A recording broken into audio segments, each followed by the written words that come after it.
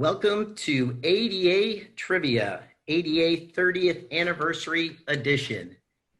In our studio are today's contestants, a recently retired former executive director of the United States Access Board, David Cappozzi, retired former chief of the Disability Rights Section within the U.S. Department of Justice, John Wodatch, Senior Attorney Advisor with the ADA GINA Division.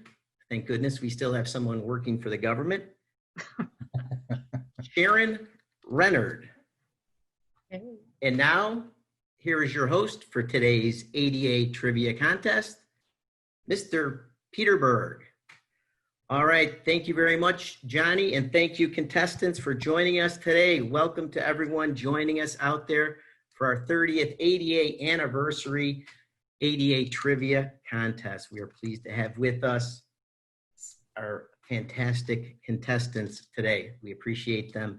So we have 6 rounds of questions. These questions are all worth 5 points, and then we have a final bonus round worth 25 points for those of you that are keeping score at home.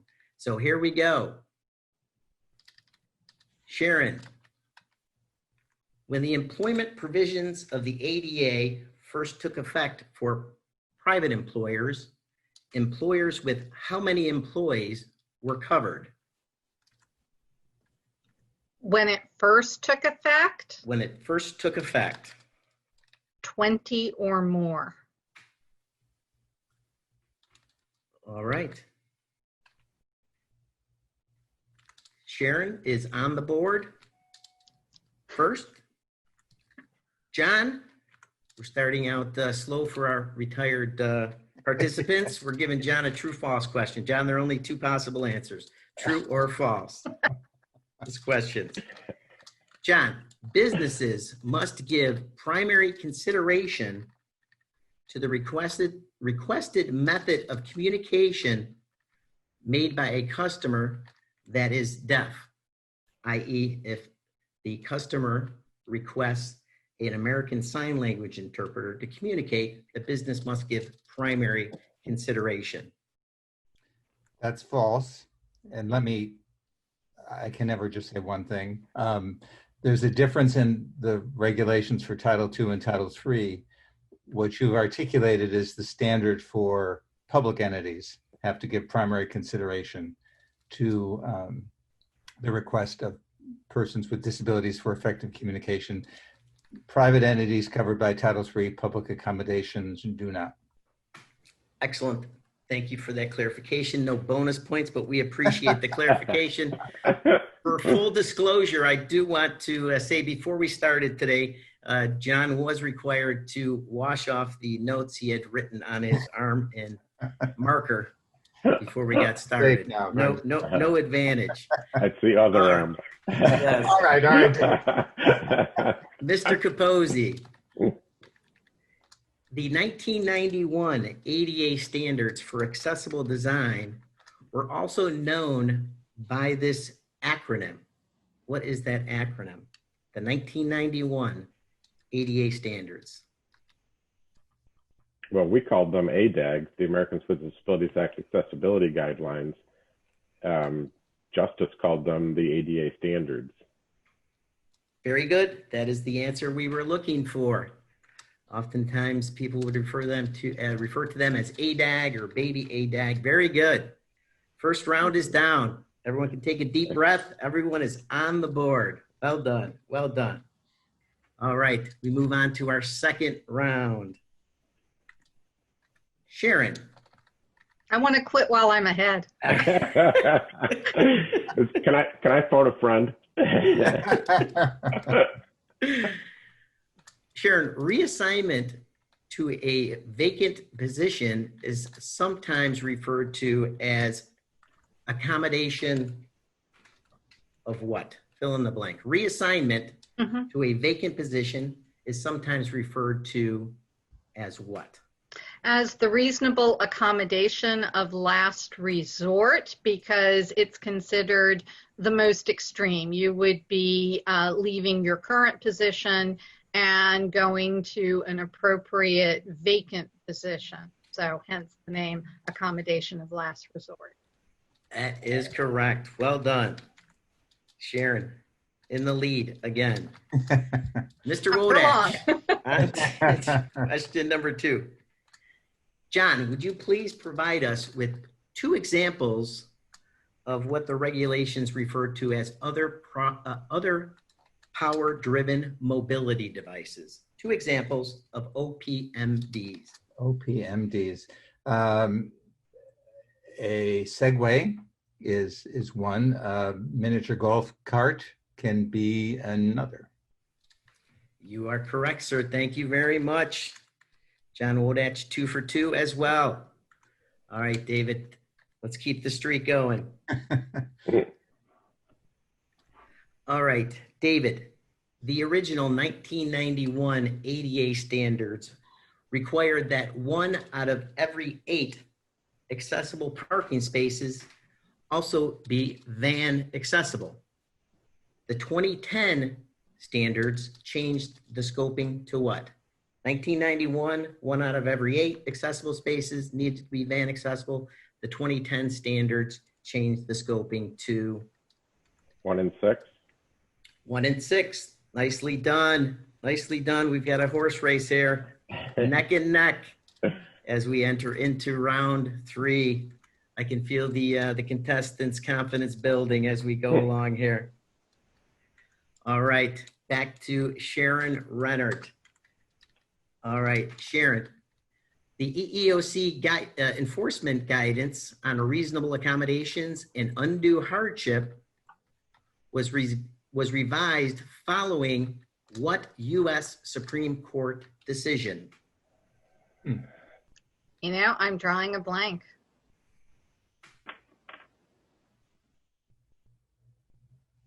Give you the question one more time while you think there. The EEOC enforcement guidance on reasonable accommodations and undue hardship was revised following what U.S. Supreme Court decision? I forgot to mention at the top that the judge's decision is final. Do you have a response, Sharon? As I said, I am drawing a blank, unfortunately, as to the name of the case. All right. John, Dave? Was it Sutton? Say again, David? Was it Sutton? It was not. Yeah. Yeah, see, I don't Barnett. agree with Sharon. I wouldn't know Barnett. when Yeah. Barnett, U.S. Air. Dealing with seniority. All right. Sharon, for $20, we can edit that question out of the final version. All right. It wouldn't be a webinar session, a trivia contest involving the Department of Justice without a service animal question. John, Of course. in situations where it is not apparent that the dog is a service animal, a business may ask 2 questions. What are the 2 allowable questions a business may ask? Okay, and keep in mind, this is when it's not apparent that it is a service animal that's operating. One is, do you need that service dog because of your disability, and what tasks does the dog perform for you? Very good. Very good. We would have taken what work or task, but you are spot on. John Wodatch has lunged into the lead. All right. I couldn't have answered the question that Sharon couldn't have either. All right. You feel better, John. Sharon. Dave, let's see if you can keep pace with Mr. Wodatch. Please stop me if you've heard this one before. Dave, 3 service dogs walk into a nightclub. What is the maximum opening force for the exterior entrance door into the nightclub? 3 service dogs walk into a nightclub. What is the maximum opening force for that exterior door? Well, that's a trick question then. interior doors have a maximum opening force of 5 pounds of force, but exterior doors don't have any force requirement. That is the response we were seeking. Very good, very good. We are moving on to question 4. We've made the turn. We're coming down the stretch here. Sharon, time to play catch up. You're looking at the backsides of Mr. Wodatch and Mr. Cappozzi. Here we go. There's no hair back there. All He's right. just proven this is an honest game. We were not given the answers ahead of time. There we Straight go. up. Straight up. Sharon, I'm looking Yes. for one of 2 answers here. Uh-oh. Once a job offer has been made, an employer may rescind a job offer following a medical examination if the individual poses what? Or is unable to do what? Okay. If I understood the question, a job offer can be rescinded based on the results of a post-offer medical exam if an employer can show either that the person would pose a direct threat in performing the job, or alternatively, the employer could show that the person could not perform one or more essential functions of the position with or without reasonable accommodation. Right on. Good comeback. Good recovery by Sharon. All right. John, here we go. A venue such as a stadium, arena, or theater may sell tickets for accessible seating locations to persons without disabilities under what circumstances? The regulation gives a couple of options, but one is, my preferred one would be when all the seats in the arena are sold out and the only seats left are the accessible seats. But it also allows to do it by the category of if it's price or however the seating area is determined. So if it's the lower bowl is one price, they could sell the lower bowl when the accessible seats when all the lower bowl seats were sold. Right on. Nicely done, John. And let me just add, that's a minimum requirement. A venue doesn't have to do that. They could continue to hold open seats for a period of time, even up to 24 hours before the event, just to enable people with disabilities to have access to them. It is their choice. Very good. Thank you for that. All right, David, you need this one to keep pace with Mr. Wodatch and pull back into a first place tie. Dave, please list 3 elements or spaces included in the 2010 standards that were not part of the original 1991 ADA standards. So we're looking for elements, spaces not found in the 1991 standards, but are included in the 2010 ADA standards. Boating and fishing facilities, playgrounds and play equipment, and recreation facilities. Nicely done. Well played. Well played. We have a 2-person tie heading into question 5. Sharon Rennert is lurking there in the back. You better pay attention. Coming down the stretch. All right, here we go. Question number 5, Sharon, to you. A person working for a private employer covered by the ADA has how many days from a date of discrimination to file a charge with the EEOC? How many days does an individual have to file a charge with the EEOC? The number of days in which to file a charge depends on whether there is a similar state law to the ADA. So at a minimum, it's 180 days that they have. But if states have similar laws, it could be 300 days from the date of the alleged discrimination to file a charge. Excellent.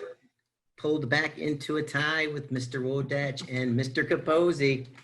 Here we go. Pressure's on you, John.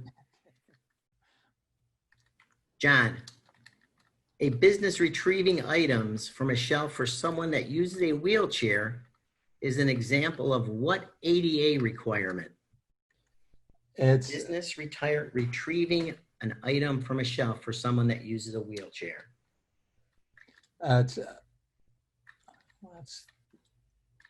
I have two choices that I can give you. One, my first reaction would be that it's a reasonable modification in their policies and practices, but it's also could be viewed as an alternative to readily achievable barrier removal. In determining, I would stick with the, because it is a physical barrier, the choice, and they are providing the reasonable modification of the policy of having someone assist. You are spot on. Thank you very much, John. Pulled back into the lead. Dave, question to you to keep pace with Mr. Wodatch before we head into our sixth and final question before we hit the bonus round.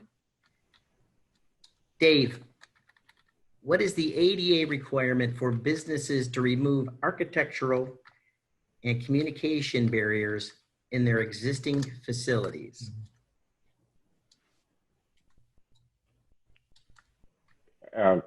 Can you repeat that again? Absolutely. What is the ADA requirement? We're looking for a phrase, a term, for businesses to remove architectural and communication barriers in their existing facilities.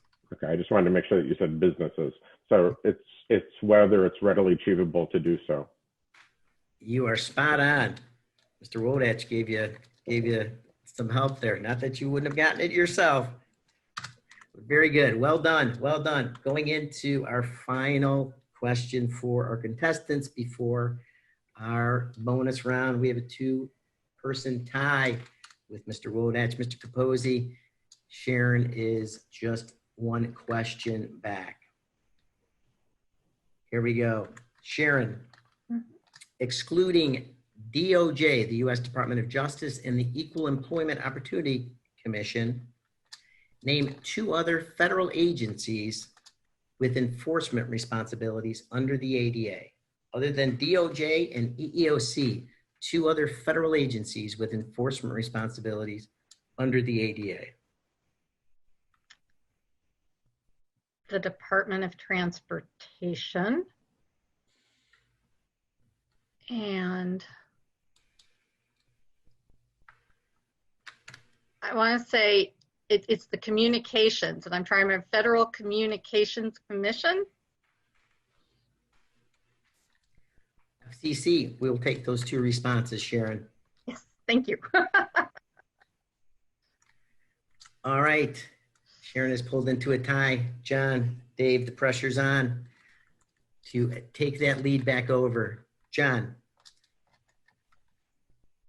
in what U.S. Supreme Court decision did the court hold that Title II prohibits the unjustified segregation of individuals with disabilities and that public entities are required to provide community-based services to persons with disabilities? Looking for a Supreme Court decision. And you picked a very important one. In 1999, the Supreme Court in LC versus Olmstead, known as Olmstead, reached that decision, which has dealt with the ADA's integration mandate and has had far-reaching consequences. Well done. And we just celebrated the anniversary of the Olmstead decision back in June. So thank you. All right, David, the pressure's on you. Heading into the bonus round. Final question for you here. In a newly constructed hotel, what is the maximum height for an accessible check-in counter at the hotel check-in desk? So we're looking for new construction, the maximum height of the accessible portion of the counter at the check-in desk.